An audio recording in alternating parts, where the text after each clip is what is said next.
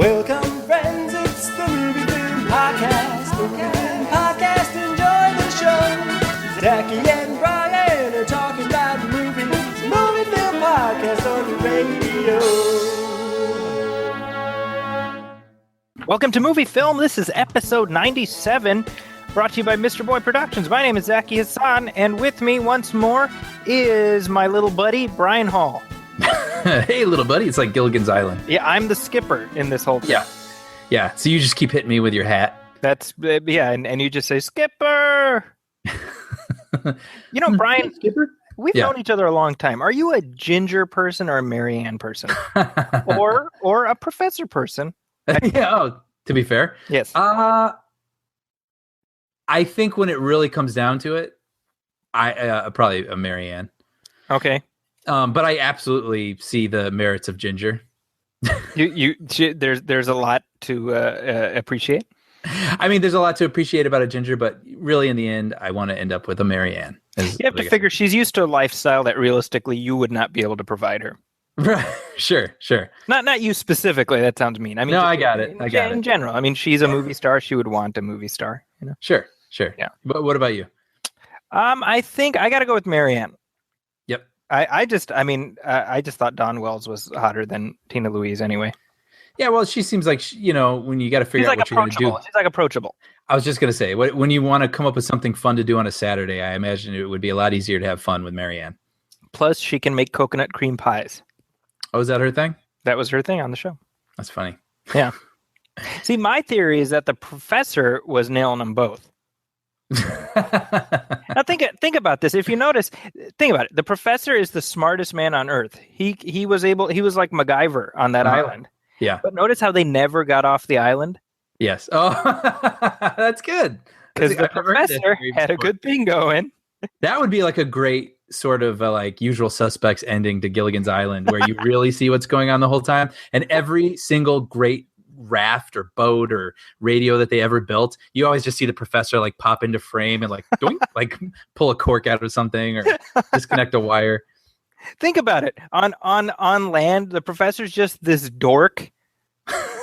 Like nobody takes him seriously. On the island, he's like a god compared to the skipper and Gilligan. I'm saying something here, and I'm dead serious. In the 90s, there were so many movies: Beverly Hillbillies, Addams Family, Brady Bunch, like all that. I'm surprised they didn't make a Gilligan's Island, and I swear that should have been the ending. That should have been the ending to the 90s Gilligan's Island movie. It's a missed opportunity. Yeah. There was like a reality show. Do you remember this? The Real Gilligan's Island? I don't know if I do. It was like two groups. It was on TBS, I think. Two groups of celebrities who, like, each of them had a Gilligan, each of them had a professor. They weren't celebrities, actually. They were regular people. The movie stars were celebrities. And it was like Rachel Hunter on one team and Erica Leniak on the other team. Dude, I was going to say that. I don't know why, because I just watched Under Siege. Her name was kind of in my brain, but I was going to guess that it was her. That is crazy. Anyway, sorry. Go ahead. No, that was a show. I mean, I never watched it, but I remember that. Yeah, that's funny. So anyway, Brian, what else? We went down this very strange rabbit hole. Yeah, well, I watched some stuff. I guess this is a movie podcast. Hit me, man. What'd you see? I saw Popstar, Never Stop, Never Stopping. So I really wanted to see this. And it's already out of the top 10 box office second week. Didn't it like open out of the top 10? It opened, I want to say 7th or 8th. It did not do well. I think. Does that surprise you? I think I didn't expect it to underperform this badly. Okay. I assumed it would have it'd be one of those meager things, and makes like 20 million and tops out or something like that. But I don't even know if it's going to make 10. But it just seems like, I think I can answer my own thought here is I'm surprised because they seem so popular, right? So why wouldn't more people turn out for this? And I'm sure the trailer made people laugh. Everyone loves the SNL sketches. I think the Lonely Island people are not as popular with the public as we think. I think that's true, but I also think that we're so accustomed to them online that we don't feel the need to see them for $15 in a theater. right? Like we've Yeah. got this movie has existed already like 20 times in their sketches, right? So and people will watch it when it comes out on Netflix and they can watch it for quote unquote free anyway, right? So I Right. think that probably played into it. But Do you I think? enjoyed it. Do you think this should have been a Netflix movie? This is the perfect Netflix movie. This would be a good Netflix movie, yeah. And I'm not saying it should be. I mean, because I still prefer things in the theater personally, just because I think it's a great experience. But yeah, I mean, it makes complete sense. I mean, it's smaller in scope than, say, The Do-Over, the Adam Sandler movie, which had like boat chases and gunplay and things like that, right? I mean, it's no bigger than any of the sketches they've done before, except there's more extras in a stadium when he's performing, right? But that's not to undersell it, because I did think it was really funny. And I think this is like a complete symptom that just keeps happening that I've talked about on this show. But people keep overhyping movies to me. And so then I go in and I'm like, when is it going to become the thing everyone said it's going to be? Okay. So I walked into this movie like that. Someone told me that this movie was the funniest movie since Anchorman. Oh wow. And I was like, well, sign me up. And that actually is half of what probably got me into the theater to see it while it was still out. Because otherwise I would have just waited and enjoyed it on Amazon or something. But it's not as funny as Anchorman. Okay. It's not filled with as many jokes as Anchorman. It's not even as groundbreaking as Anchorman. I mean, what they're doing here is very familiar. But at the same time, if you're a fan of these guys, if you're a fan of The Lonely Island, I think you'll enjoy it. And I mean that as a compliment, because I am a fan of theirs. Like I actually was a fan of theirs. It sounds so hipster to say, but like before they were even on SNL, when they were on was it the TV channel on online? There was like an online TV channel. I can't remember what it was, but they had a show called The Boo, and it was a parody of the OC. And one of the characters was a puppet. And like, I mean, I've been watching them forever, so like I like their humor. And like a lot of people are saying that this feels sort of like this generation's Spinal Tap. I've seen that a lot, and I think that is accurate in terms of that is kind of what it is. I mean, it's a mockumentary. I think I heard someone else say this exact phrase, so I'm stealing it. But back then, Spinal Tap was groundbreaking because some people didn't even know it was phony because it just felt so like, well, yeah, I guess I could see people behaving like this. Like they didn't realize that it was like this clever satire. I think this subject matter, like excess, pop stars, rap stars, whatever, it feels a little more fish in a barrel. So there's like sort of a cleverness to it that is not it's not as inherently clever as something that maybe hasn't been satirized a million times before. But at the same time, the jokes are really fun.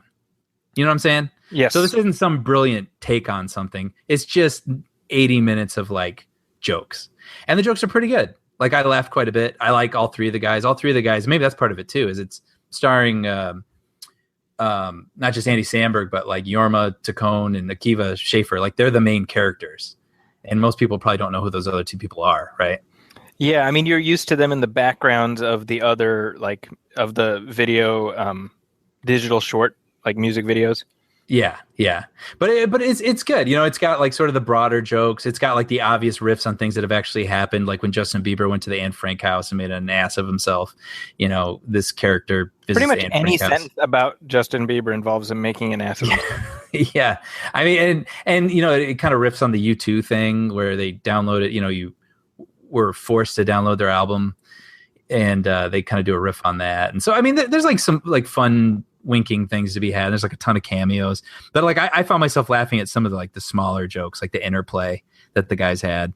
So yeah, like I'd say don't go in expecting the funniest movie of the year, because that's putting too much pressure on it. But like if you're a fan of their sketches from SNL, like it's just going to be an enjoyable 85 minutes. So Gotcha. yeah, I'd be curious what you think, because I know you like them, and yeah, I'd like to talk to anyone about this movie. I don't know anyone else who's seen it. I was hoping to catch it, but I had another screening that day. Yeah. That now I can't remember what the screening was that I watched, but it was something else. I made a choice, is what I'm saying. Yeah. I was like, it will either be this or that. Yeah. But it was this other thing, which obviously didn't leave enough of a mark for me to remember. Right. Man, well, wait, what? Oh, it was Ninja Turtles. That's what it was. Oh, okay. Well, Which we'll talk about relevant in just a little bit. Yeah. Sure. Well, I'll mention this just very briefly, but I started watching that ESPN 30 for 30 documentary, O.J. Simpson Made in America. So you're on like a full-on OJ kick. It's funny. Yes, I am. And it's not, I wouldn't say by my doing or design, but that's just the way that things have worked out. I mean, imagine this is like a 5-part, if I am not mistaken, 10-hour documentary here. I mean, the first episode was, part 1 was 2 hours. I looked, part 2 is 2 hours. So I imagine this was already in the works when that other show was coming together. But yes, I was a big fan of the American Crime Story, and I wondered if I would be interested in this. And then I started seeing reviews for it, and I saw, I think Entertainment Weekly gave it an A+. Oh, wow. Like an A+. I was like, okay. I got to see this. And I got to say, it's really, really interesting because it's not just about what we know about OJ from, court or like the crimes and all those things. Like this goes way back into like the early 70s and talks about the context of OJ when he was a star at USC as a football player and like what was going on socially and, the whole civil rights movement and how a lot of people like Muhammad Ali and other like African-American athletes were using their status to try to further their cause, right? And They wanted OJ, who was like one of the biggest stars in the nation, to join them, but he didn't want to do that. Like he's like, well, I'm not black, I'm OJ. Right. And it's funny because that was a line in the show American Crime Story, but apparently he actually said that to his friends in the 70s. Like that was a real thing that he said. And you sort of, it's really interesting watching it, with hindsight, because you're like, wow, it's really admirable. At the time, it must have been sort of crazy and so countercultural for what, again, like Ali and these people were doing. But now you're like, man, like they really forged something. Yeah. But you can completely understand where OJ is coming from at the same time. He's like, I carved this path and I don't want to represent this or that. I want to be me, and it lays this really interesting groundwork for what it leads up to eventually. And I mean, we don't even get into anything about that. About murdering his wife? No, he just meets Nicole at the end of part 1. Okay. But I was pretty taken with it, pretty riveted. So sounds like 2 episodes in. Only one. Yeah, only one. And it's I don't know how often it's going to air. I know the second one airs this week. It aired last Saturday, I want to say, on ABC or something, but ESPN now, and it's jumped over to ESPN now. People want to check that out, but if it sounds like something that it would interest you, I bet you'll probably like it. If you're still in an OJ mood after that miniseries on FX, there's plenty more OJ for you. Yeah, and now I want to talk about a movie that's over 20 years old. The Naked Gun, also starring OJ. No, but I saw Bill and Ted's Bogus Journey for the first time. For the first time ever? Ever. Wait, I've seen bits of it on television, but I've never seen it all the way through. Now this I'm interested in because I've only seen this movie one time. I saw it one time back in 1991. Well, there you go. And I assume you're a fan of the first one. I am. Yeah, and I'm like a big fan. Like as I get older and I like get more into writing and all that, I appreciate that movie more and more because it's effortlessly clever, the first one. So the second one, I was really interested to see where they were going to take it. I know it was like they go to hell and then they play death in these games like Battleship and Twister and whatnot. And I found myself really admiring how bonkers it was. Like they were like, we're not going to go travel through time again. We're going to try something completely different. Like let's send Bill and Ted through this crazy otherworldly sort of let's dial it to 11 kind of journey. And I totally appreciated it. So everything that happened in that movie, I was like, I admired the decision, but I wasn't crazy about the execution. Like I felt like the humor to me felt a little more forced, almost like Bill and Ted were doing impersonations that they remembered that they did from the first Bill and Ted. Yeah. Which isn't the worst thing in the world. I mean, they're still fun and lovable, but then there was a lot more like kind of like, I remember there was like jokes about like Socrates, it's like he loves billiards, and going to the water slide. Like Napoleon likes this water park called Waterloo. And like, it's just these sort of jokes like that. And people out of time kind of humor. But this one had a lot more like, your feet stink, dude, kind of like jokes that seemed a little more juvenile and for like kind of a younger audience. And it sort of let me down when like I say, the story itself tried so hard to be something kind of different and risky and interesting. So I was a little let down by it, to be honest. But then I talked about it at work, and I talked to a few people that said they liked it better than the first one, which Really? I personally found baffling. But That's kind of like become a hipster thing to say. sure. Because and granted, I have not had any desire to revisit it because I just remember seeing it when it came out. I was, well, you and I are the same age, so I was about 11 or whatever.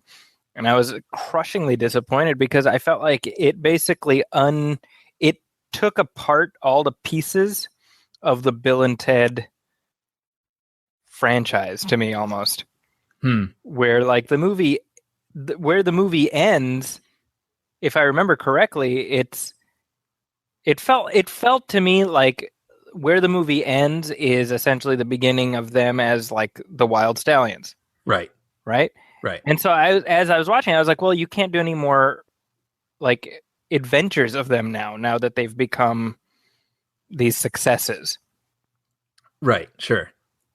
And it's funny because you're talking about how they didn't redo the thing from the first movie, which was good, but I also thought it was bad because we wanted something in that vein because it went so far in a direction that was not included in anything that the first movie would have prepared you for. Yeah. I mean, I could see a lot of people. It's so funny. We're talking about it like reactions people had 20 years ago. But I could see people stepping into it and being like, that's not what I signed up for. Exactly. It's what it is, Brian. It's kind of like Gremlins 2 compared to Gremlins 1. That's a really I'm not crazy about Gremlins 2, to be honest.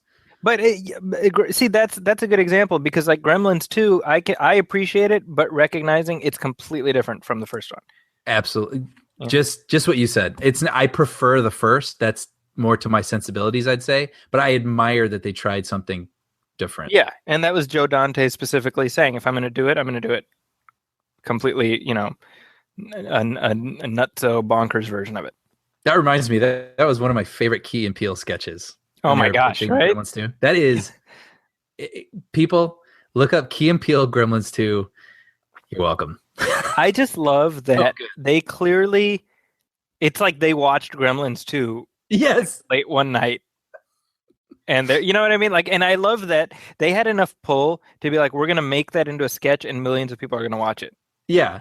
When like half their audience probably hasn't even seen Gremlins 2. Yeah. And I wonder how many people watched Gremlins 2 after seeing that skit. Right. That's really so funny. Good. Oh man. I haven't seen Keanu. I got to see it. I love those guys so much. See, Keanu, I had kind of what you had with Pop Stars, I had with Keanu a little bit. Okay. So maybe modulate expectations downward. Maybe that'll help you enjoy it more. Okay. Fair. Speaking of modulating expectations downward, I happen to see a movie which I'm fairly certain you did not, and it is Warcraft. I did not. And in my review, I called this a noisy, nonsensical dumpster fire of a movie. Which is basically what I thought. I wanted to walk out.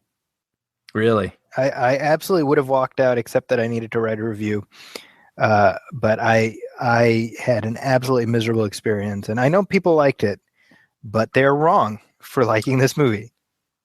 I feel like I've seen most people not like it, but I have seen a few people like it. Yeah. Yeah. Why do you think those are people that are connected with this world, like, and they know what's going on? They didn't need an introduction. Well, I mean, at least one person, Paul Shirey, our old friend, liked it, and he, as far as I know, he's not a Warcraft aficionado, so he found something to like and I'm glad he did because I would have loved to have appreciated it as much as he did. I read a review, or I didn't read the review. I saw the headline likening this to Battlefield Earth, and I find that entirely apt. I mean, it's just indecipherable nonsense that's up its own ass in terms of like the mythology that exists that I could not give enough of a crap about. For those of you who don't know, Warcraft has been a video game since 1994. Wow. Which I did not know that. I had no idea it's been around that long. Basically, since you and I were like freshmen in high school, and sophomores in high school, Warcraft has been around. Wow. And apparently it's very popular. And so they made this film hoping to jumpstart a franchise, and that might actually happen. It opened to 25 million domestically, which is pretty much a disaster here, but it's managed a record opening day and a record second day in China, because as it turns out, the biggest constituency for Warcraft, the game, is in China. So it found a ready and willing audience. So you could potentially see the movie making $500 million worldwide on the back of a Chinese box office, even though it's probably not even going to break $100 million here. That's really interesting, isn't it? Yeah. Well, that's what do you start making movies then for other countries? Well, not if other countries no one keep cares liking shit. But I'm saying, like, if you're Universal, like the U.S. division, like, is that worth it? Like, you've got a $500 million global money-making movie. Yeah, except that no one here's going to love it. Yeah, and I mean, my understanding is that, especially for this, because it's co-produced by Legendary. I think there's a Chinese entity in there somewhere. I mean, if Universal's splitting the profits 3 ways or however much, I mean, and they get less of the international box office anyway, I mean, they have to be asking themselves what the incentive is. I'd be absolutely shocked if we see a sequel to this. Sure. It stars Travis Fimmel, who I apparently he's in a show called Vikings, which I've never seen. Okay. Back in the day, he was on a CW series called Tarzan, which I also did not see. But he's kind of doing like, he's Australian apparently, but his accent, he's doing like Christopher Lambert in Mortal Kombat thing. Okay. And there's some other guy in there. His name I don't know. Ben Foster is in there, and he looks bored. Paula Patton, poor Paula Patton, who I will call her poor Paula Patton from now on. PPP. Yeah. Because she's in this movie and she looks more miserable than Michael Fassbender did in X-Men Apocalypse. Aww. She's like painted green and she's got these fangs sticking out of her mouth, and she's like, I was in Precious. Like that's what her eyes are saying. Right. She's like, you can't defeat Durotan or whatever, but her eyes are saying, how did this happen to me? Yeah, I was in a Mission Impossible movie. It's like you remember Gene Hackman in Unforgiven? It's like, this shouldn't be happening to me. I just built a house. I don't deserve this. I just built a house. That's kind of her in this movie. So I actually wish you would have seen it, but I didn't have the heart to be like, dude, go see this so we can talk about it. That's actually why I didn't like get up your ass about watching it, because I was like, you know what, I'll let it go. But wow, I just don't understand. Now, by the way, but actually, Brian, before you even say it, think about this. This comes. So this film comes exactly 1 year after Universal broke the opening weekend record with Jurassic World. Dude, they had that. They had Fast and Furious, and they had Straight Outta Compton. Yeah, right. So this is the exact weekend. This is the exact weekend that Jurassic World was released. Wow. So they're probably like, that weekend paid off for us big time. Just subtract 200 million off the opening weekend. Right. What goes up must come down, I guess. I guess so. They've had kind of a bad year, because this is not the only flop they've had, I think. Yeah, I feel like there's one other that I can't think of. Something like else. Huntsman. Oh, Huntsman. Yeah. This is like that. It's just noisy nonsense. Right. Like if they, you know how they do those DVD bundles. This will be the noisy nonsense DVD. right. Huntsman and Warcraft. Well, I just want to ask. So this is a tentpole movie for them this year. Yes. So obviously a lot of attention went into it. How is it not good? Like, okay, I just real quick, I'll just say, because in terms of story, characters, whatever, is it because they're too slavish to the video game? Is it because they just failed on every front as a movie? Like, what makes this so bad? So first of all, we didn't even mention this is directed by Duncan Jones. Yes. Good director. Son of David Bowie, by the way. I don't know if you knew that. Yeah. And he directed Moon, which I loved. And he directed Source Code, which I really liked. Uh-huh. So when I heard he was doing this, I can't say I was excited, because, again, I don't know anything about the game. But I was at least like, oh, okay, well, that's kind of interesting, you know? Mm-hmm. And my understanding is he's a huge fan of the game. Okay. And you can definitely tell that he's a fan of the game, because it's very much not being familiar with the game. It feels very consistent to what I've seen of it. I think that the world that that the game exists in is not a particularly A, original, or B, interesting one. Okay. Right? So the analogy I make is when I watched Fellowship of the Ring, I knew jack shit about Lord of the Rings. Mm-hmm. I had never read the book, and I mean, I knew, obviously, what a hobbit is and what an orc is and all, but the movie won me over by the time the prologue was done, the movie had won me over. Sure. It had brought me up to speed. And this does not do that. It kind of just dives right in. But even, I mean, it's not like it's indecipherable. You catch up, but it's just not an interesting world. It's not a world that you want to be in, Right. The orc characters, they're big hulking kind of monsters. The lead orc is played by Toby Kibble. This poor guy, between Fantastic Four and this, he can't catch a break. They're just, it's not even the actor's fault, but they're just visually unappealing. Sure. Are they CGI? They're motion captured, and they're, we're meant to be like, oh, they're like, they're complex. They're characters. They're not just quote unquote bad guys, but they're ugly. Right. So you don't want to spend time with them. And the world is just a very nasty place. And the obvious comparison with Lord of the Rings is really apt, because I think the thing about Lord of the Rings is that Peter Jackson did such a brilliant job of enveloping us in that world that even through the 3 Hobbit movies, which are of lesser quality, you still enjoy being back in this world. Yeah, sure. And there is nothing about this movie that would ever make me want to revisit it, because it's a bunch of unappealing effects that are very obvious, and a world that's derivative and uninteresting. So Yeesh. there. Yeah. Well, that's just added to the pile. Summer 2016. This has been quite the summer of audiences rejecting not just sequels, but also would-be tentpoles. Mm-hmm. Speaking of rejecting would-be tentpoles, we have a new review on iTunes. Say what? No, that segue doesn't work, because it's a great review. We're not being rejected, we're being accepted. And this is from Max, and he says, been listening to this one since almost the start. Went back and listened to some older shows recently and was amazed at how consistent it's been since the start. Brian and Zaki are A, very knowledgeable, and B, not jerks about how knowledgeable they are. It's clear they love chatting, and that makes it fun to hang out with them. Would they hang out? It makes it fun to hang out with them. Would they hang out? I think it's supposed to be when they hang out. Hang out with them. Or maybe it's not. I don't know. Bad grammar, Max. Fix that shit. Max. Hey, you just said we weren't jerks. Yeah. I take it back. See, Brian, what I take out of that review is that we're really good actors if people think that we enjoy chatting with each other. Because actually, we can't stand each other.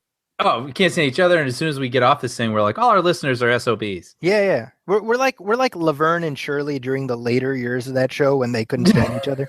Yeah, sure. That would be hilarious. We're like Cindy Williams and Penny Marshall. Penny Marshall. They hated each other. Yeah. If you're on a show where your names, like your characters' names, are the names of the show, how do you end up hating each other?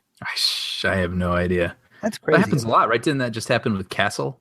Nathan Fillion and Stana Katic. Yeah, and then they have to I think they agreed to only film like X amount of days during the week, so they had to schedule around. Well, they'll only be together for 2 days, so. Well, it's funny. I never watched that show, but the characters were married on the show. Oh, jeez. And at the end of this past season, which ended up being the final season, but before they had canceled it, they fired Stana Katic, and they did not fire Nathan Fillion, who's Castle. He's the star of the show. And I just his comment was like, well, it was nice working with her. And I'm like, yeah, no, it wasn't. Really, that's nothing. Actually, my wife watched a show called The Good Wife. This is where I was going. Oh, okay. Yeah. Yeah. So it starred Juliana Margulies, and Archie Punjabi played her best friend on the show. Right. But in real life, they could not stand each other, to the point that the episode where it was like Archie Punjabi's last episode, she was supposed to film the final, like the farewell scene with Juliana Margulies. So they did it like on a blue screen, and they composited them together. Yeah, I was going to share this story. It's the most crazy. obvious thing in the world. Like once you know it, you can't not see it. That's just so crazy. Isn't that nuts? Like it's 5 minutes. Just sit and do your friggin' thing and leave. For your art. Are you an artist or not?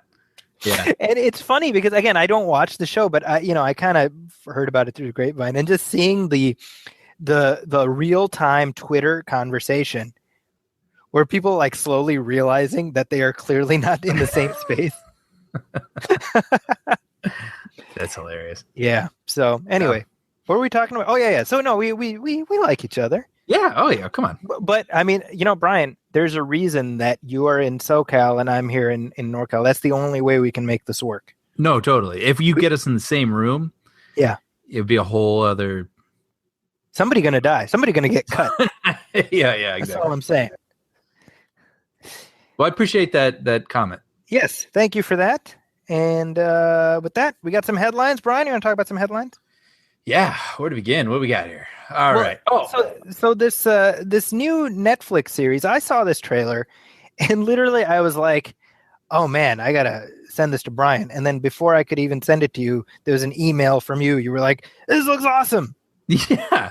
So this past week, this trailer came out for a show called Stranger Things, and it's going to be a new series on Netflix. I guess it's only 8 episodes, but a series. And the header image I saw for the story was these boys in 1980s clothing on bicycles in a spooky woods. And I was like, okay, like sign me up. Yeah, go on. Exactly. And so it stars Winona Ryder, and it looks like the perfect marriage of like Steven Spielberg and Stephen King if they were to like have a story baby. So and this is where Winona Ryder ended up. What do you mean? I feel like she's been kind of disappeared for the last few years. Yeah, which is a shame. She had like a cameo in Star Trek in 2009. Remember that? Yes. And then she dropped into a time warp and actually ended up in the 80s. Yeah. This is where she's been this whole time. It's a documentary, actually. I'm going to tell a little anecdote because I'm afraid I'll forget otherwise.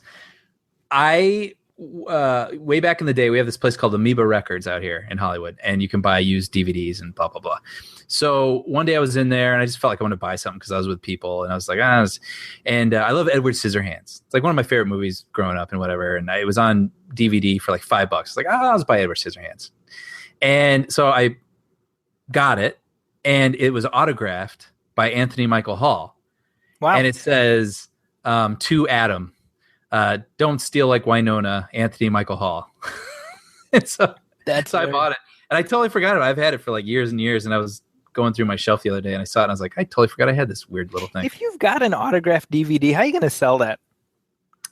To Amoeba Records of all places, because they probably gave him what, like $2 for it? Oh, I know exactly. Come right? on, Adam. Put it on eBay or something. Now, maybe. Well, I mean, I did get this a while ago. Maybe it was before eBay was sort of an obvious choice. I guess. I feel bad for Anthony Michael Hall. He's probably like, hey, here, right. Adam. Or as Winona, he'd probably be like, oh, sorry, it was funny at the time. I know. But anyway, so Stranger Things. Now it'd be like a headline, like Anthony Michael Hall throws shade at Winona Ryder. Honestly, I thought about posting it on Instagram because I forgot about it and I thought it was funny. And then I was like, dude, I can tag them. I can actually tap their shoulders now and be like, hey, Winona and Anthony, check this out. Like, it could become like this weird little Yahoo article. Like, isn't that funny? Like, how times have changed.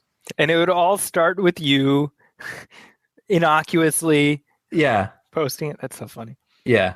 That'd be funny if they both turned on me and I was like, listen here, you little jerk. Anyway. Okay, go on. Sorry. Stranger Things struck me as Super 8 Take 2. Yes, which is sorely needed.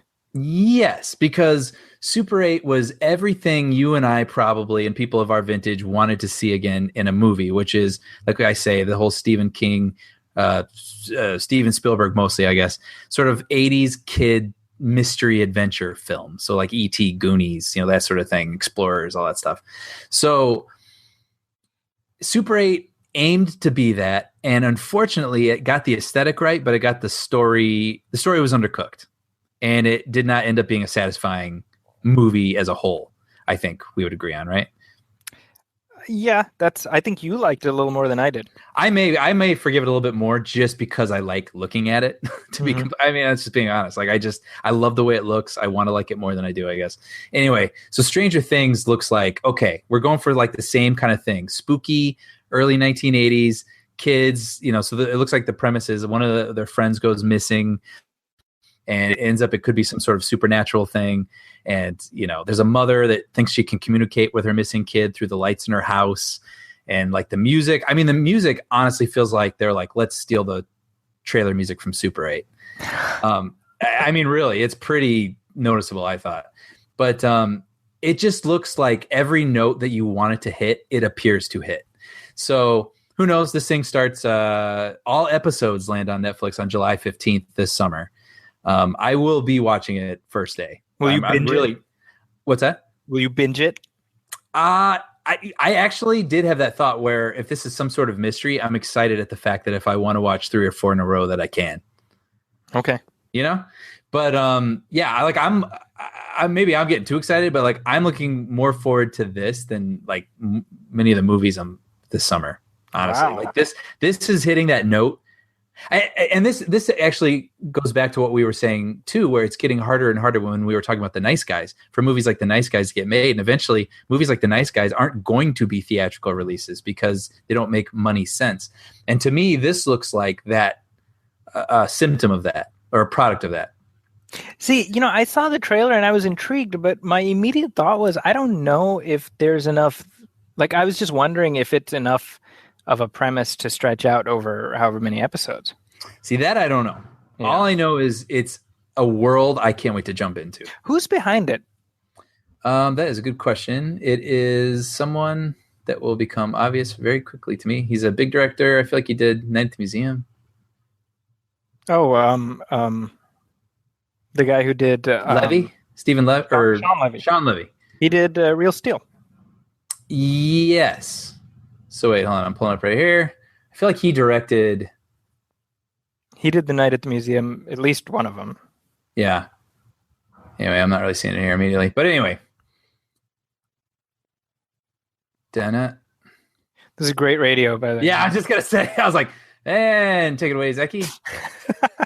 So while you pull that up, we had Michael Schmidt leave a comment on our Google Plus feed, and he said, I liked the second Bill and Ted better too, but in my defense, I saw the second one first. Oh, interesting. So Michael is wrong. It's okay to be wrong. It's fine. I don't know. That makes complete sense, because I know this is a weird example. Actually, it's not Sean Levy at all. I feel like I swear I saw that somewhere. We're just hitting them out of the park this episode. Yeah, I just read a review where somebody talked about how knowledgeable we are. Yeah, I know. It's by Matt Duffer and Ross Duffer. I guess they're behind Wayward Pines and some other things. I have no idea there. Okay, anyway, go on. I don't know. But anyway, hopeful. Where did you end up at Sean Levy? I swear to you, I saw that on a site. Maybe it was misreported, but because I remember thinking like, oh, that's interesting. Anyway, I saw Short Circuit 2 before I saw Short Circuit 1, and I am like, I love Short Circuit 2. Sean Levy is the executive producer, Brian. There we go. I swear, and I thought it said that he directed. Maybe he directed one. Saving your ass again. Thank you, Zaki. Well, I wasn't wrong. I just needed someone to bring that to light. Save your ass. So, we're about to have a good wife, Archie Punjabi, Juliana Margulies moment here. I feel like we're having like a memento conversation right here where we're jumping all over the place, and it's like it's a non-linear episode. This is a Christopher Nolan episode. Yeah, I'm digging it. But anyway, yes, Short Circuit 2. No, well, I'm just saying you love what you start with, and I completely relate to that. It's like how your favorite Bond is your first Bond. Sure. Right. Mine is Gold Bond. Medicated. All right. The dad joke, Brian. Anyway.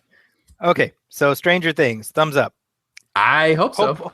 Hopefully thumbs up. Looking forward to it. Now here's something you're probably not looking forward to, I'm guessing. And this is that really? Is that the assumption? I'm making that assumption. I'm calling my bet. Okay.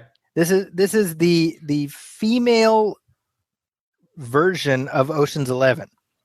That is a thing that is happening. Yeah. So it's Ocean's 11. It's a redo of Ocean's 11. but instead of the male cast, it's going to be It's a spinoff. It's a spinoff, so it's going to be an all-female cast. I think Kristen Wiig, Melissa McCarthy, Leslie Jones is in it. Paul Feig is directing. Right, this is the one, right? Well, that if Paul Feig was directing it, then yes. No, it is not directed by Paul Feig, though. So it features other women. Apparently, so far, it's Helena Bonham Carter, Mindy Kaling, Sandra Bullock, Kate Blanchett, and Elizabeth Banks. Possibly This week, it sounds like possibly, yeah, could be associated with this. But it seems like this is something that I guess George Clooney and Soderbergh and the producer of the original, Jerry Weintraub, have been trying to do for years. So kind of interesting. I don't know who's to say. Like Gary Ross, I guess, is going to direct it, who directed The Hunger Games. I feel like he did Pleasantville, too. Did you know Jerry Weintraub died? I had no idea. I guess I didn't know that either. Wow, he just died last year. I had no idea. I guess not. Wow. I in my head, I was like, well, that must have happened years ago, but He was kind of a big name, Jerry Weintraub. oh, for sure. Like, I feel like, a lot of the movies that we remember, his name was on them, Yeah. Yeah, wow. I think he produced the Avengers, the old, not the Marvel Avengers, Ray Fiennes one. the Ray Fiennes one. Yeah. Yeah. So anyway, I don't know. Anyway, I don't think it's a terrible idea. Wait and see. But it's interesting. You wonder sometimes with it becomes like an issue. Like there becomes like this hot button issue, like in Hollywood. Like there's no female directors, and so like all this attention is cast onto that, and then you get all these sort of like what seem like sort of reactionary movies that come out afterward. They're like, well, let's do Ocean's 11 with all women. Like, well, Ghostbusters with all women. Right. And that's not a bad idea. I mean, obviously someone could make it sound like I'm saying something bad, but like, it's weird when it feels reactionary. Like if it was like an organic original idea and something they wanted to do, then that's great. And hopefully they had a great idea here and something that they wanted to do. I imagine with the talent attached to this, they're not going to put out like a half-assed version of whatever this is. But yeah, it just sounds uninteresting to me, and not even because it has women in it, but I mean, I think the Ocean's 11 premise is sort of played out at this point. Yeah, they pretty much squeezed all the juice out of that orange. You know what I mean? They did. I like heist movies though, so I mean, as long as they don't try to go with, it sounds like there's gonna be 8 of them. So as long as they don't go with just like 8 smug people doing crazy things, I mean, like if they can come up with like a cool heist movie, then I'm all for it. I think that's going to be the title of the movie: 8 smug people doing crazy things. That would be a great title. That's like one of those like hip type movie names that's trying to sound cool, Yeah, that sounds like something that would have come out in the 90s post Pulp Fiction. Yeah, right, exactly. Like 8 heads in a duffel bag. Yeah, exactly. That's what I was thinking of. Yeah, what was The Valley? Something. I was like all these like long 2 Days in the Valley. Yeah, whatever. I guess that wasn't crazy. But anyway, Anywho, okay, so that's coming up. So I'm sure and it's called Ocean's Ocho. I guess that's the unofficial name currently. So if Ocean's is in the title, one wonders if Clooney will show up in a cameo.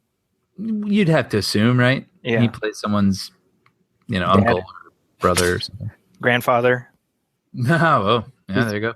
He's all. You know what I realized is that, like, George Clooney's not like a sexy man anymore. He's like a good-looking older gentleman. He's like a handsome older gentleman. Yeah. And I realized that because I made a crack in one of my classes talking about like like George Clooney. Now there's a handsome man or something like that, and the girls were like, what the hell are you talking about? They had this look on there, like, and it was weird. I was like, what are you talking about, George Clooney? I'd have sex with George Clooney. What are you kidding? He's George Clooney. That's funny. Well, they didn't know him on ER. Maybe we just have lasting memories. I of guess ER. so. Dr. Ross just leaves a mark. Yeah, I guess so. Yeah. Doug Ross with his head down, eyes up, School of Acting.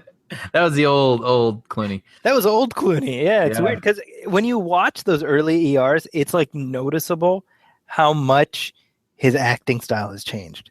Yeah, I remember him talking about that he fought to break free of those tics. Really? He's still, if you watch Batman and Robin, he's still in Doug Ross mode. Yep. It's very funny.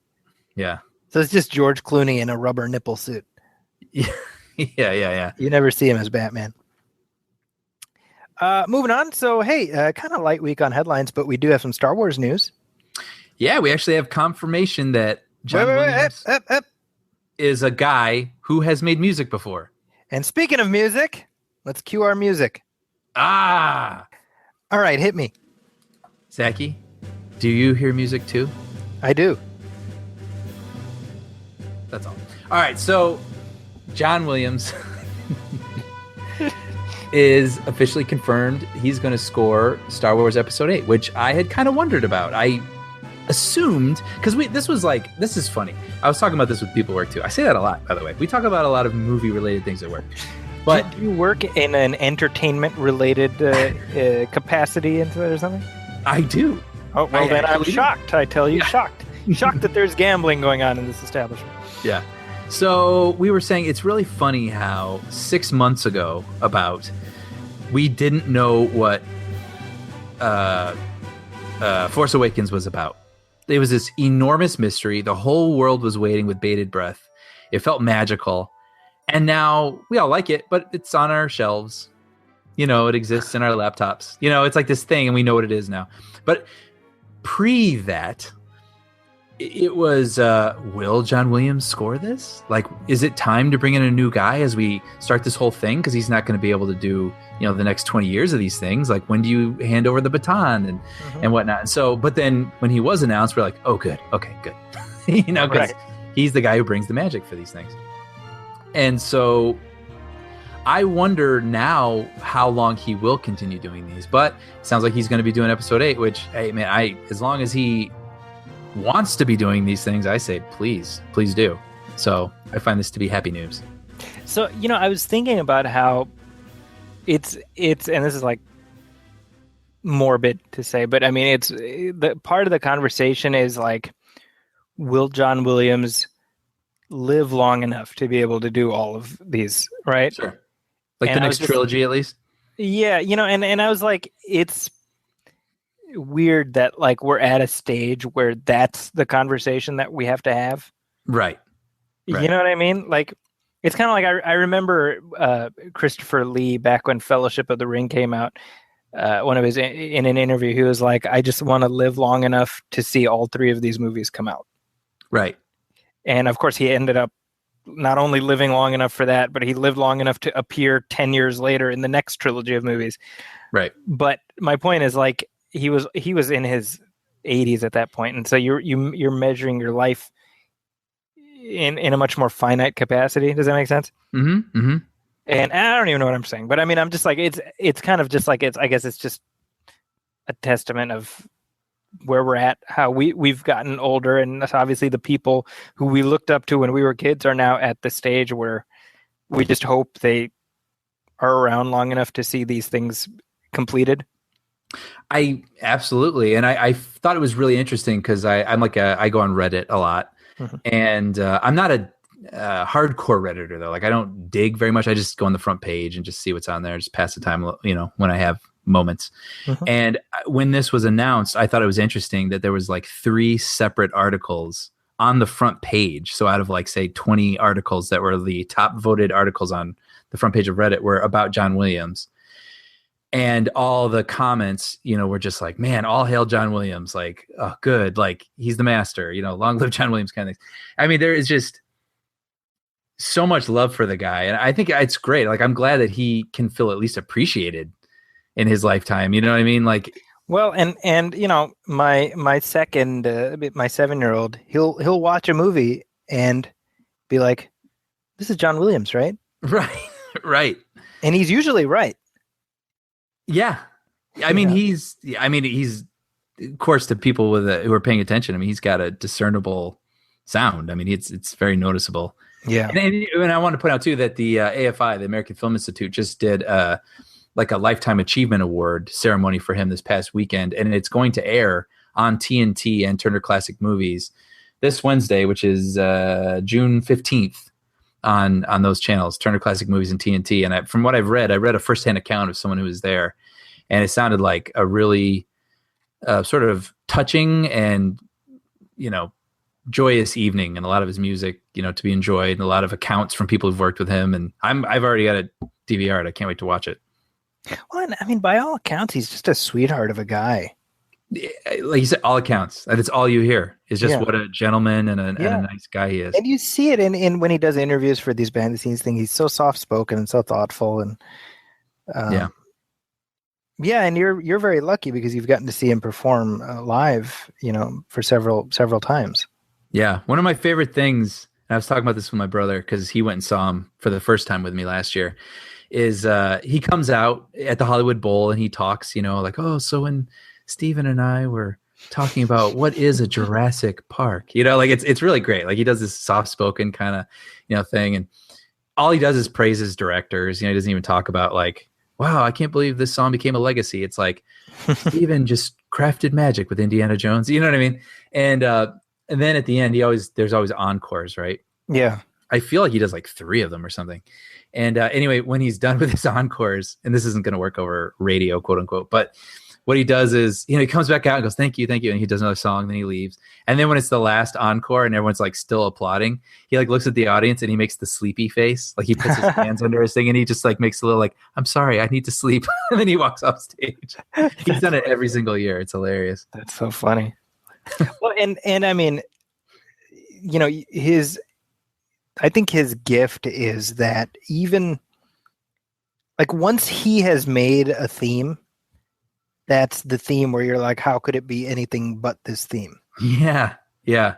Harry Potter, Jurassic Park, Superman, and Indiana Jones. Yeah. Harry Potter, I feel like doesn't come up much in the conversation, but that is an excellent theme. But I mean, I think like the trailer for this new whatever it's called, the spin-off movie, right? And Where to Find Them, yeah. Thank you. Yeah, and it just uses the hint of the Williams Harry Potter music, and granted, I haven't seen those movies, but to people who have, I mean, just hearing that hint of that, I would imagine is for us what like hearing the Raiders march in the first trailers for Crystal Skull was like, And think about that. It's not like, oh, I like that song. It stirs something in you. Yeah, exactly. Right? Like he creates things that stir something in you. So, well, speaking of Indiana Jones, Brian. Oh, yes. Damn it, Brian. I know. I failed that. I was like, wait, I was going to bring up, he's leading me into it. He's also confirmed to score Indiana Jones 5, which is a thing that is happening. Wait, Brian. That is happening. Indiana Jones 5 is happening. John Williams is attached. Harrison Ford, Steven Spielberg, all attached. I think it's called Indiana Jones and the Mulligan. yeah. I'm in. I gotta say, this is like a whole other. We're gonna be talking about this. And the missing executive producer. I am willing to give it a shot. I'm happy to give it a shot. I think it's hopefully going to be fun. I gotta say though, one of the things that I didn't like about the last one though wasn't even George Lucas related. It was the look. I didn't like the look. Janosch, dude, you got to get rid of Janosch. At least for Indy. Mr. Spielberg, we know you listen to the show. We know you love Janusz Kaminski. But just this once, can you send him off on an errand and get somebody else to shoot it? Or Janusz needs to maybe get over himself a little bit and not apply his style to something else, but adapt to what that thing is. So Janusz Kaminski has been Spielberg's DP since Schindler's. Yes. And I think, have they ever done anything separate since then? No, he's been his guy. Wow. And he, I gotta say, luck charm though. It's like because Spielberg won the Oscar with Schindler. Sure, but that's not to discredit him, by the way, because I think he does great work. I actually liked what he did with Funny People, of all things. He did that. Sure. I think Catch Me If You Can is beautiful, and I think it's perfect for what that movie is. But I feel like recently, dude, Bridge of Spies was like Kaminski parodying himself. Yes, and like Lincoln, I don't remember being that bad, but I'm trying to think. What were some of the other ones? I don't know. Like Minority Report, you could call style, but like it had this really like you're looking through tissue paper in a room that was lit too bright, and like that is what War of the Worlds is like that also. War of the Worlds, yes, that was actually the one I was thinking of. Like War of the Worlds looks like that. Like it's fine if you want to do that for a choice, but it's getting to be a bit. Well, it should suit the story, right? It should suit the story, and correct. It doesn't suit Indiana Jones. No, to be overlit Yeah. Indiana Jones should be gritty and somewhat realistic. More earthy. Yeah. Yeah. All right. So, well, that is coming. So, obviously, this will probably not be the last time we talk about that movie before it comes out. Yeah. I'm just guessing. All right, Brian, we got some spoilers to do. Let's spoil it all. So, when Bill and Ted. Oh. You want to talk about a movie from this year? That'd be, yeah, I think that's what people are expecting.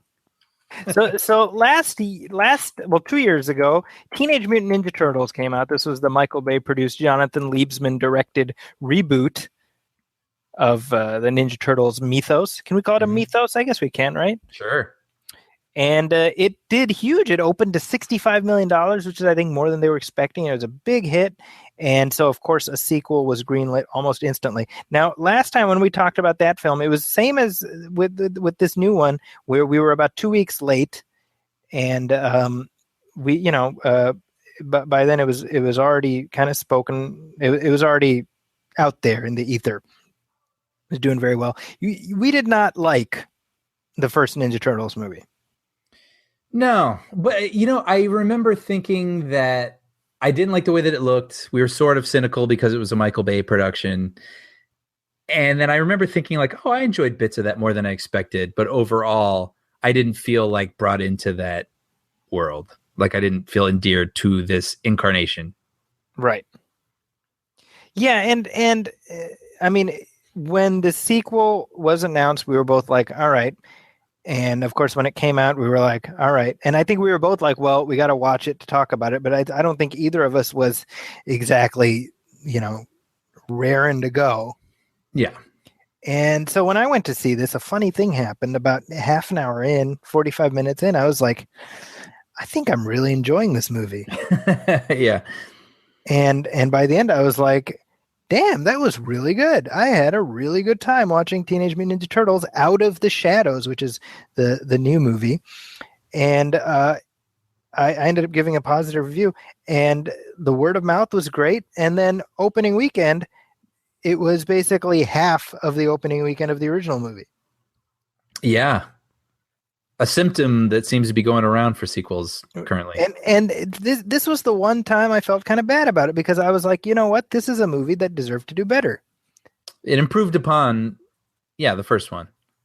So in other words, this took the foundation, which was, it was what it was, and it didn't toss it all out, but instead it said, okay, let's build on this and try to make something that's maybe a little bit more pleasant. And it's directed by David Green, who, even if I didn't know this, I would know it from watching the film, grew up loving the Ninja Turtles cartoon show from the 80s. Mm-hmm. Because this movie is basically a live action version of that cartoon show. Like, so if like 8-year-old me watched this movie, I would have been in hog heaven. Right. And I haven't really talked about it with you yet, actually, now that I think about it. Yeah, no, I think I'm somewhere close to you. I enjoyed it a lot. I felt like I didn't walk out of it being like, I really love this and I need to recommend it to anybody. But for being a Ninja Turtles movie, I enjoyed it as a Ninja Turtles movie, if that makes sense, right? Yeah, I think I'm exactly where you are. Yeah, because I would have a hard time recommending this, to be honest. Like unless people are interested in seeing the Ninja Turtles. So then I'd say go for it. But I don't think it transcends for anything for people who aren't fans. I 100% agree. I think this movie is aimed at two specific demographics. It's aimed at old Arrested Development grown-ups like us, right? Who watched the cartoon. 30-year-olds. Yes, exactly. Who watched the show in the 80s. Yeah. And then it's aimed at the kids today who are familiar with the cartoon on Nickelodeon. Yes. Yeah. Those are the only two demographics that will find something beneficial in this. Because I don't think it really works super great as a movie. The more I think about it, like, I think the best thing it's got going for it, and I really do think this is a great compliment, and what I wanted more out of the first one, is I think the Turtles are great. Excellent. Like, I think the characters are great. Their dynamics with each other is great. I don't think it's a spoiler to say that they have like a rift come between them in the middle, and certain ones pair up with other ones. And like, it all felt super organic and like truthful, honestly, like as brothers and how brothers would react in different personalities. And I was into all that stuff. Like I thought all of that worked, and I laughed. Michelangelo is like genuinely funny. Like I really was. He's actually made me laugh, not because it was the moment where I'm supposed to laugh. Like he just is a likable, funny guy. Absolutely. Yeah. And they all were. They really even Raphael. Yeah. Yeah. I like Raphael. Like, let me put it this way. So I watched it, and coming out of it, I was like, man, I really enjoyed that. And I was like, maybe I was too harsh on that first one. Maybe I'll give it another shot. And I watched it. I watched like the first 20 minutes. I'm like, no, this movie's shit. Really? Yeah. So I wasn't too harsh on that. It's not a good movie. This is a much better movie than that one. Oh, for sure. So I'll just say the couple things that I wasn't crazy about first, and then I'll get to the things that I did like. Should we cross the spoiler wall here? Yeah, sure. Spoilers. First things first, I wasn't crazy about April O'Neil in this movie, and I'm not blaming Megan Fox. I just feel like I don't feel like her and the Turtles are the friends they try to make them appear to be. Like yes. They're supposed to have this sort of like fun dynamic where they know each other and trust each other, and they have this relationship and inside jokes and whatnot. And I just didn't feel that at all. And maybe that's partially because of the interaction between a human and a CG character. Maybe it's because they didn't give them any moments where they got to act like they had a backstory. Go ahead. What were you gonna say? Yeah, no, I think part of that is on Megan Fox in that and it goes to her limitations as an actor. I think that in the first film, the history between the characters was implied rather than portrayed. Mm-hmm. If you remember in the first film, the whole backstory that they ladled in was like, oh, these were her pet turtles and all that. Right. So the movie was leaning on that backstory to give us sort of a relationship between them, as opposed to in the 1990 Turtles movie, we have that great scene when the turtles all go to April's apartment. And they're like cracking jokes and doing imitations and stuff, and she's cracking up. Remember that? Yeah. Oh yeah. So we've got to see the relationship grow in real time. Yeah. Yeah. And we've never gotten that. The first movie should have done that. We never got that there. Yes. Totally agree. And even thinking about it now, I'm not going to be like old man Brian and complain about the CG, but like, I really do feel like if she was I was going to say if she was in the room with these turtles, it might've been different, but she was. There were actors there who were in motion capture suits.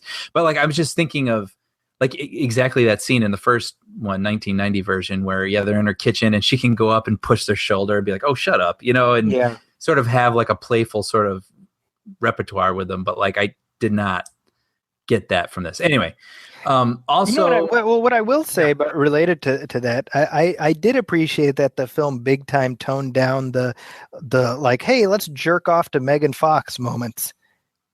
Did it? There was like one scene, at the beginning. I saw there was the one scene in the beginning. It was like 30 seconds of, hey, look, it's Megan Fox dressed up like a schoolgirl. Right. It's funny how that. Sorry. Go ahead. And then it's like 30 seconds, and then they're like, all right, clean yourself up.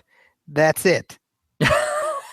Did the first one have more? I don't even remember. The first one was basically the entire movie is about people trying to sleep with April O'Neil. Seriously? I do not even remember because Will Arnett and Michelangelo. I mean, everyone's. Remember, he's like, my shell is tightening. Remember that? Kinda, yeah.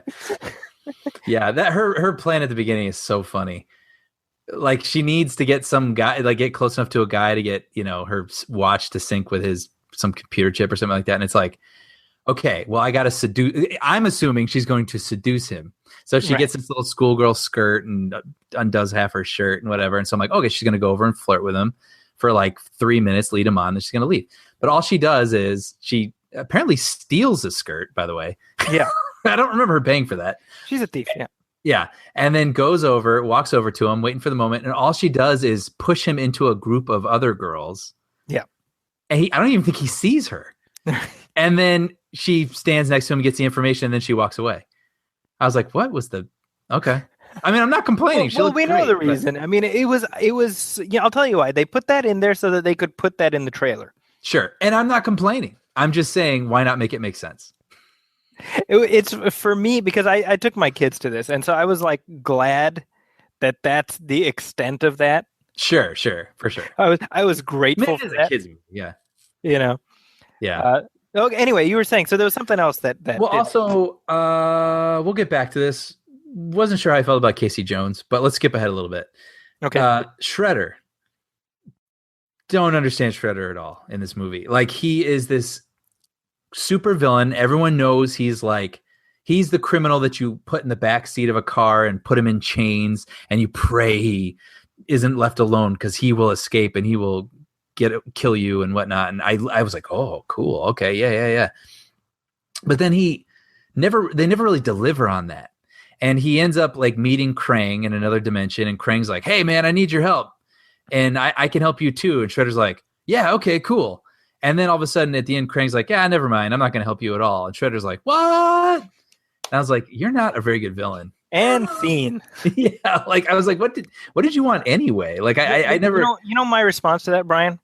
Yeah. Shredder is exactly as effective in this as he was in the old 80s cartoon show. This is true, but at least Shredder had a personality. Sure. In the cartoon. And I just.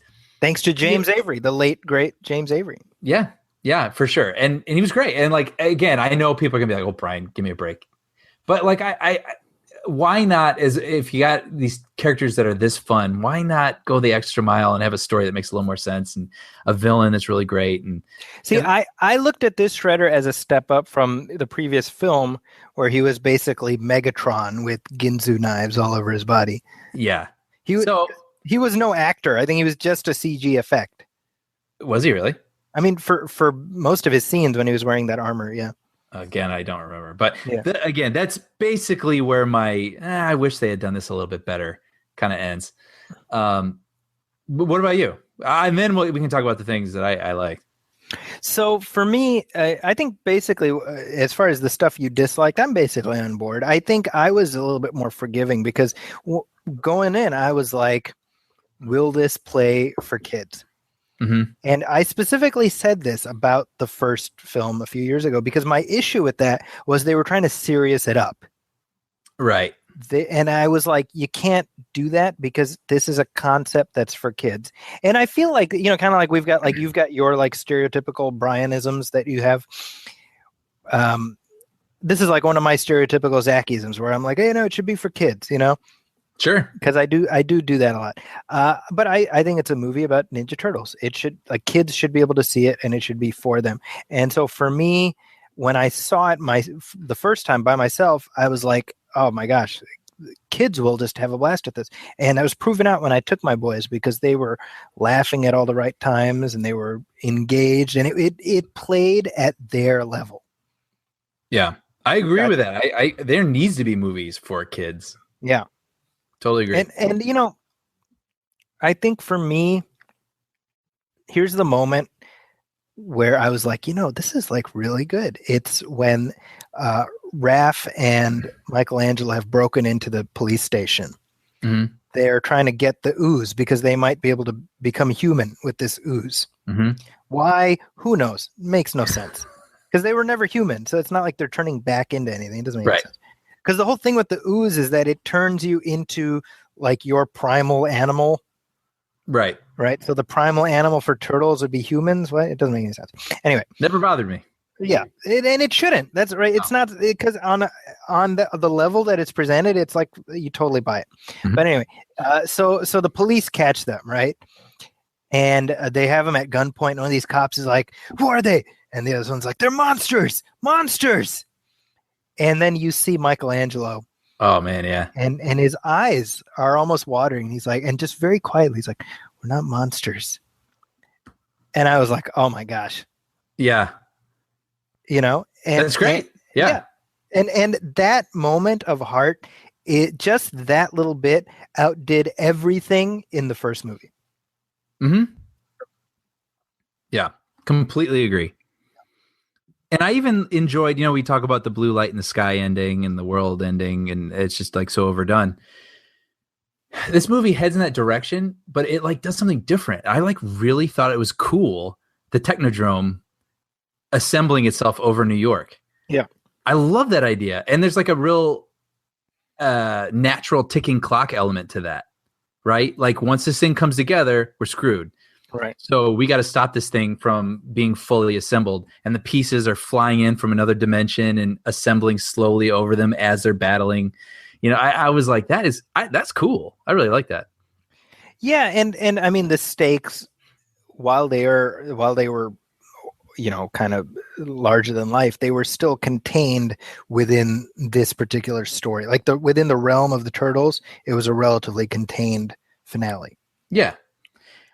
I think we were talking about Casey Jones. Yeah.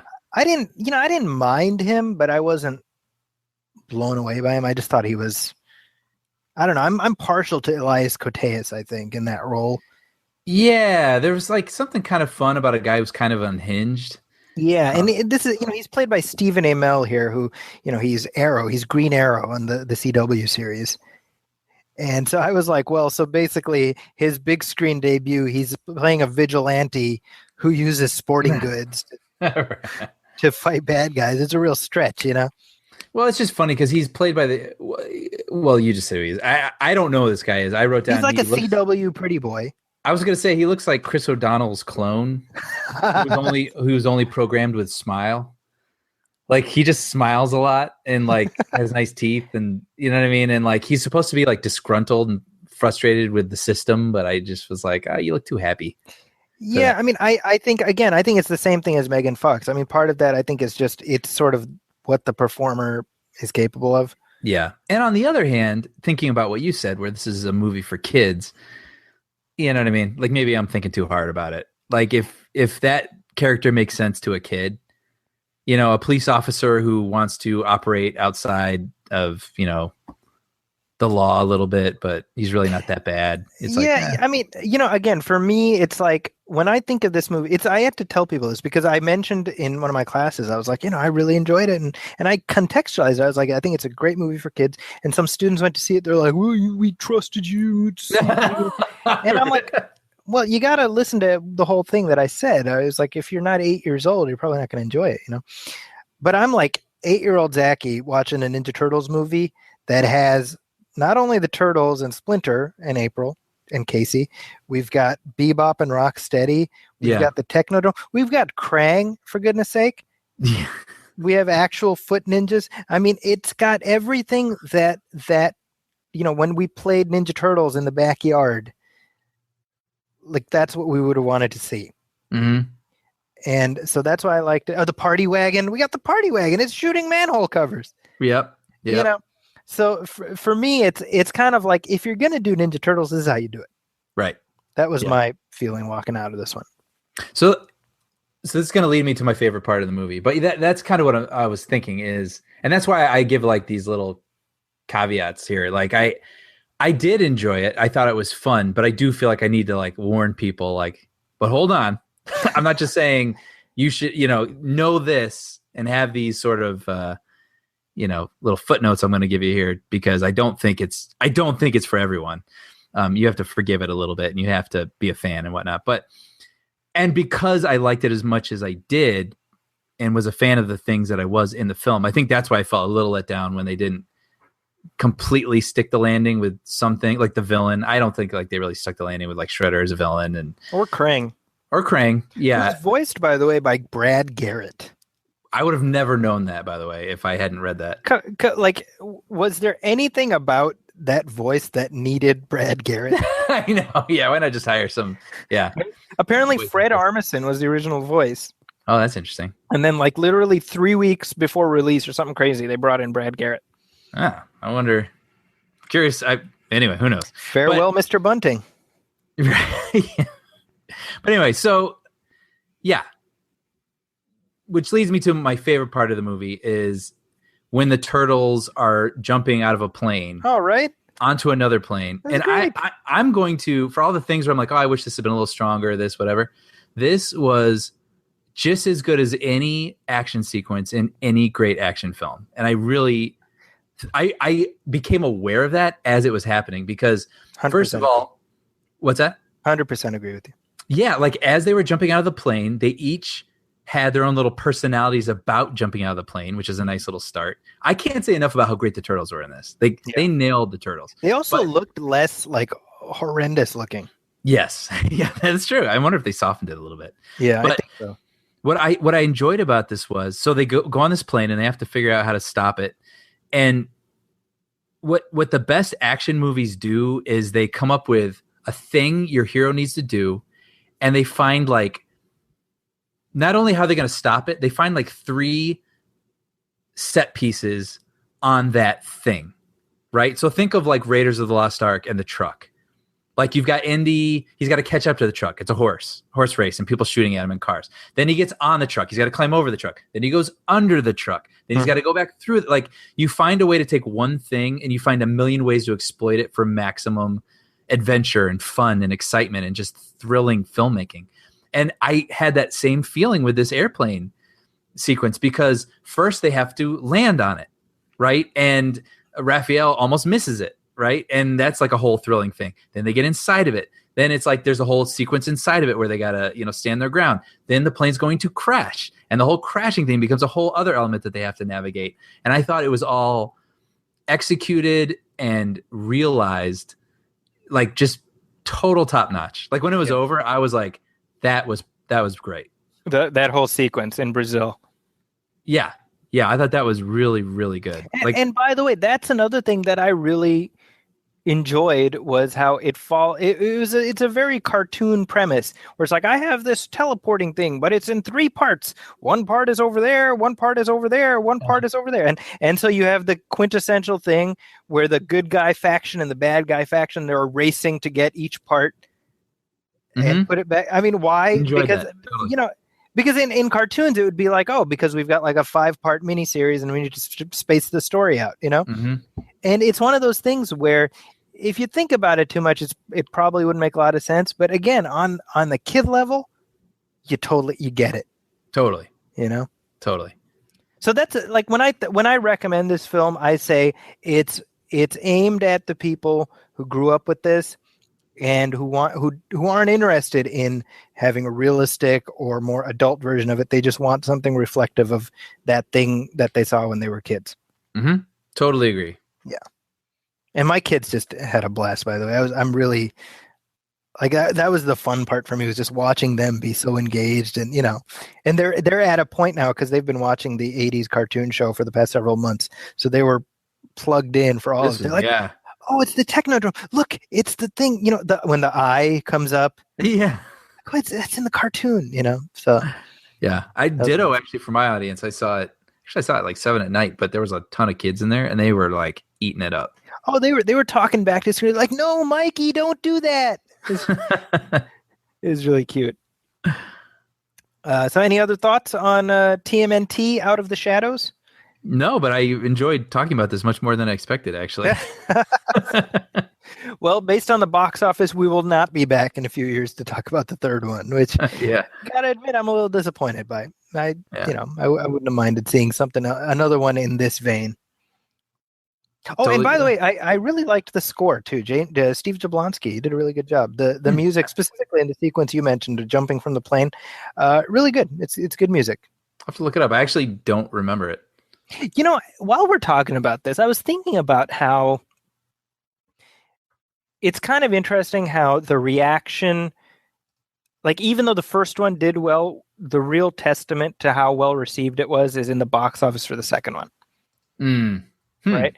And this is, Scott Mendelson at Forbes, he calls this the Tomb Raider trap, where you have a not very good first movie that does really well, but it results in the better second movie not doing well. Right. And I feel like G.I. Joe to me was like this a little bit. Sure. The Huntsman, although The Huntsman was terrible, but I mean, that's also an example of where the first movie it did well, but it wasn't well received, and the sequel didn't do well as a result. Here's my question. We're now 9 years into the Transformers franchise. right? Okay, yeah. And doesn't this say something about the fact that the first movie, despite sort of retroactive history, was in fact very well received by fans and like financially? Mm-hmm. The fact that because there was never the Tomb Raider trap. Do you get what I'm saying? Mm-hmm. Mm-hmm. Every single one of those movies is done well. So because people shit all over the Transformers movies, but how do we account for the fact that each one of those movies, we're on the fifth one, Mm-hmm. right? I don't know.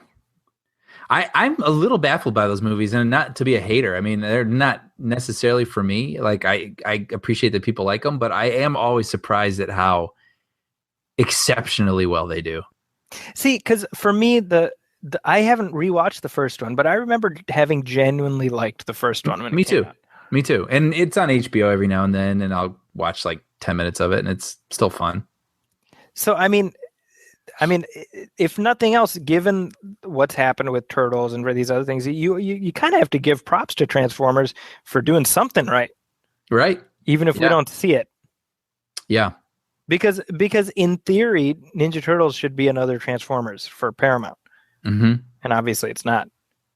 I wonder why. Yeah, I don't know. Something to think about. Yeah. Yeah, folks, send us your thoughts on that. Actually, why is Transformers so consistently successful? What is it about those movies? Yeah.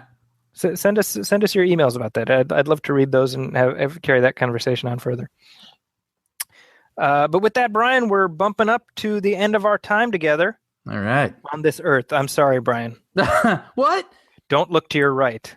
And then the escape pod closes around me. Zaki, damn you!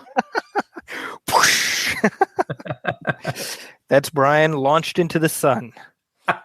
He knows what he did. It's our Archie Punjabi Carol Juliana Margulies finale. Yeah. Anyway, so Brian, anything you want to hype up right now as we wind things down? Not really. I mean, I'm still writing for the Bob's Burgers comic. I have a couple issues out there. Not the current one, but they're written by very talented friends of mine. So, but otherwise, no. There you not go. a lot. Yeah. Buy the Bob's Burgers comic, folks. Even if Brian's name is not in the credits, there are several talented other names who It's will true. still make And it worth buying. I'm friends with all of them, and they're all great, talented people. There we go. And let's see. As for me, well, I'm on Twitter at Zaki's Corner. That's also my website, zakiscorner.com. And the new Nostalgia Theater podcast going up next week will feature my chat with former Marvel Comics editor Glenn Greenberg, and we will be talking about our lifelong fandom for the Incredible Hulk TV show. Ah, cool. Now, I'm loving it, by the way. And I can say this because I have nothing to do with that podcast, and I love listening to that podcast. wow. Well, thank you for that. That's Yeah. I really appreciate that. Yeah, our last episode was really cool. I talked to Richard Hatch, who's star of Battlestar Galactica. Oh, see, I have that in my queue. I haven't heard that one yet. But I'll say this too, and I'm totally going to plug it here for you. I've listened to this where there's a bunch of people. This is like the area where Zaki and I don't always like overlap. Like a lot of this like cultural stuff, like Battlestar Galactica, I've never seen, and like Rambo. I like Rambo, but I'm not as huge a fan of Rambo as Zaki is and whatnot. But every single interview that he does with these people makes me want to watch these things because the interviews are so interesting. And it's also like, if you're interested in entertainment, the creative process, and you don't just want these sort of like glossed over, like, oh, Rambo's pretty great, right? Yeah. Did you meet Sylvester Stallone? Yeah, he's pretty cool. Great. All right. Well, thanks. Like, it's actually, where did this character come from? Like, what was the process of adapting this to the films? What do you actually think of the films compared to your books? Like, questions you want to hear just about making art. And I've really dug the heck out of them. So, well, I really appreciate you saying that. Yeah, this upcoming episode next week is pretty cool. It's so just a little bit of backstory here. Actually, back when I was in high school, I was a huge Incredible Hulk fan, the comic books, TV show, the whole thing.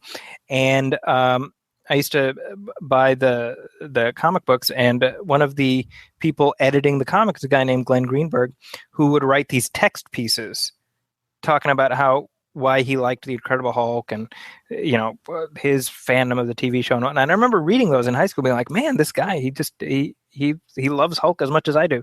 And little did I realize that very shortly thereafter, he and I would end up becoming just online friends.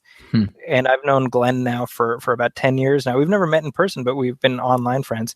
And so when I started this show, that was like idea number one for me was I want to talk about the Hulk TV show with the only person who loves that show even more than I do, and that's Glenn Greenberg. And so we geeked out about the TV show, and it was a lot of fun.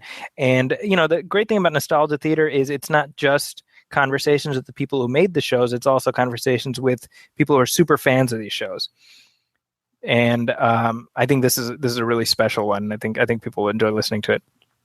Cool. I'm looking forward to it. I also just recorded an interview with John McNamara, who he wrote Trumbo last year, which I loved, but he was executive producer of The Fugitive, the TV series from the 2000, starring Tim Daly. And I think he was pleasantly surprised to have somebody reach out and be like, "Hey, let's talk about this show," which only lasted a season. And we had a fantastic conversation. It was really, really good, and I can't wait to share that. I've got a lot of these episodes banked that I just can't wait to put out into the world. So hopefully you'll check those out. That's great. And of course, you can see my reviews at the Huffington Post, as well as this show. If you have any questions or comments for us, write us at moviefilmpodcast@gmail.com. Our Facebook page is facebook.com/moviefilmpodcast. And I think that's about it as far as ways to reach out to us. We're on iTunes, we're on Stitcher Radio, we're on Google Play Radio, TuneIn Radio. Wherever you get your podcasts, you will probably find this show. Please leave us a review, leave us a star rating, do it on iTunes. Help us out. Every little bit is something that we appreciate. So please do that. And we will be back. Hey, 2 weeks, Brian. Guess what we'll be talking about? What is it? I don't even know. They said they would be back. We didn't believe them. Independence Day. Oh, wow. I keep feeling like that's further out. Yep. In our next episode, 20 years after the aliens first blew up the White House, they are back to take out the rest of the world's landmarks. Cool. And I got to be honest, Brian, kind of excited to see this movie. Yeah, me too. I like the first one. So looking forward to talking about it with you, and that'll be in our next episode. And with that, on behalf of Brian Hall, my name is Zaki Hassan. This is the Movie Film Podcast. We are 3 episodes away from our big 100th episode. See you in 2 weeks. Thanks for listening. Welcome, friends, it's the Movie Film Podcast. Enjoy the show. Zaki and Brian are talking about movies. Movie Film Podcast on the radio.